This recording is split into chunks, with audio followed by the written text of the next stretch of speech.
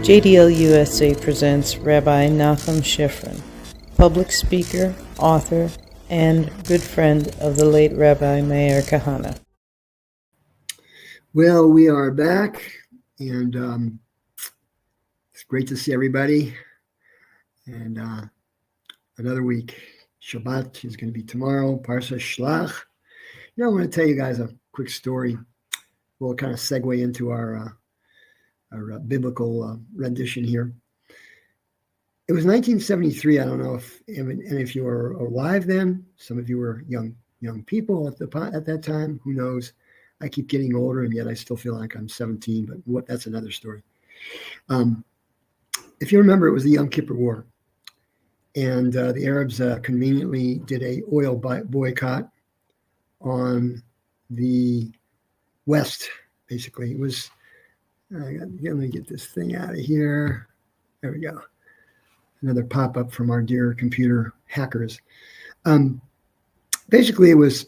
They couldn't win the war, so they put a tariff. You hear a lot about tariffs lately. They jacked the whole oil price. I think it was 100% up. That put the whole West and the United States in pretty bad shape. And Nixon back then had odd day, even day. If your license plate began in an even number, then you'd be Monday, Tuesday, Wednesday, Monday, Wednesday, Friday. If it was odd, it would be Tuesday, Thursday, something like that. It was ridiculous. It was a complete, fiasco. And I'll never forget when I tanked up once. I heard this guy mumbling under his breath next to me. If it wasn't for those damn Jews, we wouldn't be going through this right now. I'm just thinking, I don't get it. Israel was attacked by 5 Arab nations. Why are the Jews responsible? So it doesn't really matter what the logic is or what his premise was, as faulty as it may be. The point is that a proper look at history will tell us everything we need to know about who we are and what the rest of the world is.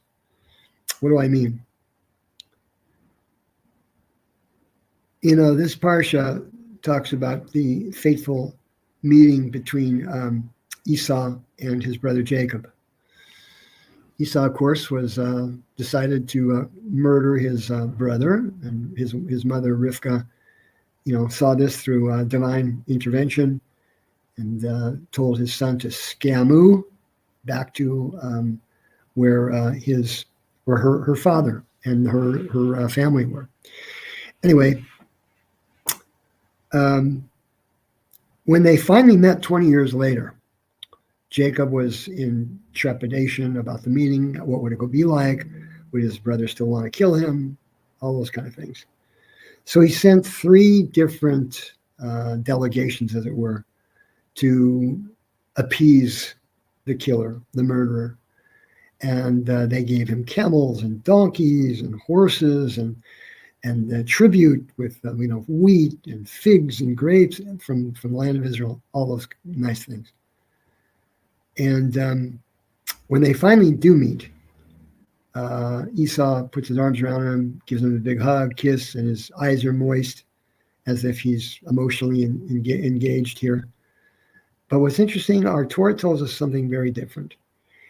Rashi brings down a comment from the saintly rabbi and author of the Zohar, Rabbi Shimon Bar Yochai, and he states the following: halakha v'yadua she'Eisav soneh leYaakov. It is a halakha, and it is known that Esau hates Jacob. True, at the moment he was all fuzzy-duzzy, fuzzy-wuzzy, giving his brother a hug, but it was only for the moment, right? Okay, another pop-up here. Let's get rid of that. Very good. Only for the moment. Now, I have struggled with this. Many rabbis have struggled with it. Many Kabbalists have struggled with it. When you say something's a halakha, a halakha goes like this. It's a halakha for me to thank God every time I stick something in my mouth for food or drink. Why? Because he owns the entire world. Everything belongs to him. Otherwise, I'll be stealing from him. But when I say a blessing for it, then it's okay for me to do. That's the short part of the Talmud. That's called a halakha, something that I have to do. Or, for example, the observance of the Sabbath from Friday to Saturday. That's called a halakha, right? It's a Jewish law. So why is it a halakha, a Jewish law? Doesn't say that in the Torah, but Rabbi Shimon Bar Yochai says it in its essence. Now, who is Eisav? A lot of you already know. Some of you don't. Eisav represents the Gentile nations. Now, there's a lot of symbolism here. There's a lot of tremendous, profound thought given to this concept. In the Shlach Kadosh, he mentions that and of course Rashi, our great Torah commentator, mentions that the way Yaakov worked it and the way tradition has it for the Jewish people, in a situation like this, you have three things. It's called prayer. It's called getting ready for war, if worse comes to worse. And then it's called giving tribute, right? We see that Yaakov, Jacob gave tribute. He gave all kinds of goodies to Eisav to appease his hatred. And then he prayed that everything should be well. And the last moment, he was in the third of those three delegations. He was in the last, protecting Joseph and his mother, Rachel, which is Jacob's wife. And he said, if he messes with us, I'll go to war against him. I'll kill him. But that's not what he really wanted to do. It's only because he had to do it. He had to prepare for it. So the question again arises, what is it with this dualism between the Jewish people and the non-Jewish people? What's exactly going on here? You know, God knew that when we went into exile, he knew that this would happen. He knew that all the trials and tribulations would happen.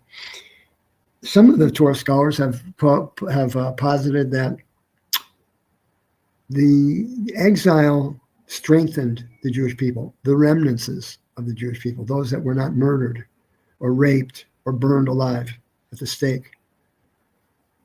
In other words, we have a statement in the Bible that says that when the Pharaoh of Egypt, when he enslaved the Jewish people and made life miserable for them, it says, the more he tortured them and harassed them, the greater they became. That's a very strange thing. In a way, the Torah is showing us it's mirroring for us our survival, how we did it, and the technique that was used. Basically, we're talking about a situation where if you look at Jewish law and if you look at all the responsa and the tremendous amounts of things mentioned regarding food and cooking and bread and bakeries and which bakery should I buy from whom should I buy, all these things are designed to ensure our survival. Some of the Torah commentators state that were it not for the tremendous, dichotomy between the Jew and the Gentile, that we would be intermarried after one generation. There's no way the Jewish people would survive without the Torah telling us what to do, which in essence was a fence to put around us. I know that sounds very strange. Sometimes it takes many, many years of thought, of learning, of knowledge, of world experience, of seeing how things are, to really understand the profundity of a Jew living in a non-Jewish world. We're the smallest people in the world, and yet we've survived. The Greeks are no longer, well, they're still Greeks, but take a careful look at Greece. Take a careful look at Rome and compare that to the mighty Caesar, where the Roman Empire went from the one end of the continent to the other and beyond. Same with Greece. And yet we are still, I think, the only nation in the world that still has their ancient beliefs, and we're true to them.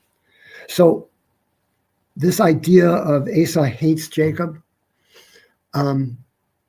it's funny, we, each one of us, you, me, our family, each one of us has relationships outside our family, wonderful relationships. I have so many non-Jewish friends, it's ridiculous. Does that mean that everybody hates me? No. But you know what? As they say, it happens, if you get my drift. Sometimes you're queuing up for your coveted gas allotment, and people are waiting in line a half mile around the gas station, and stuff happens. People get angry, and they let their anger bubble over, and you hear what they say and see what they mean. And then you understand this idea behind Rabbi Shimon Bar Yochai. The Jews in Spain, the Jews in England, in France, they looked back over their heads, over their shoulders, and saw flooding of Jewish blood all over the landscape. They were well-to-do. They were in great shape. They had great neighbors. And yet, we look back and see what happened. Is this a message of hatred that we should be spreading? No.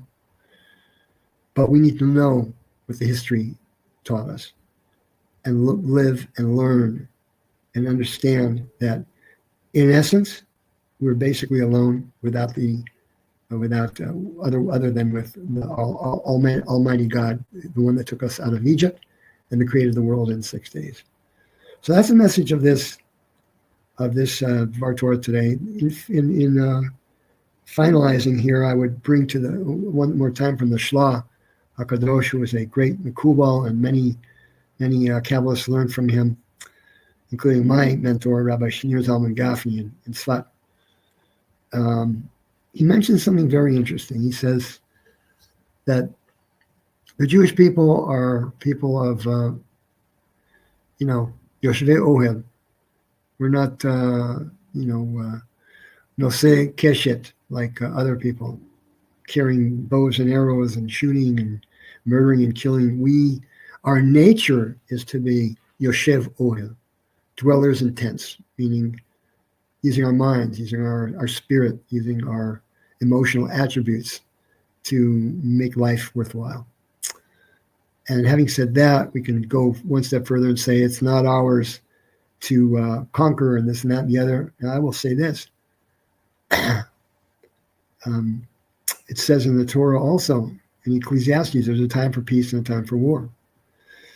And you have to know when each one is happening, right? And we also have to be prepared and do our due diligence in all matters of life, including our cleaving to the Torah, understanding it, learning it, being faithful to it, and all those things having been said are our real shield, our real defense when it comes down to it. And in that spirit, I want to wish everybody a Shabbat Shalom. This is a very auspicious time in the history of humanity. We're seeing an upheaval in the Middle East that can only be called something miraculous. And I think that when this whole thing is over, we're going to see a larger Israel, much larger and secure with the help of God. And where there are men of goodwill, it will be secured, safe, prosperous. And the Jewish people should know nothing but goodness and peace. God bless everybody. Shabbat Shalom. Jewish authority. Jewish authority. Jewish authority.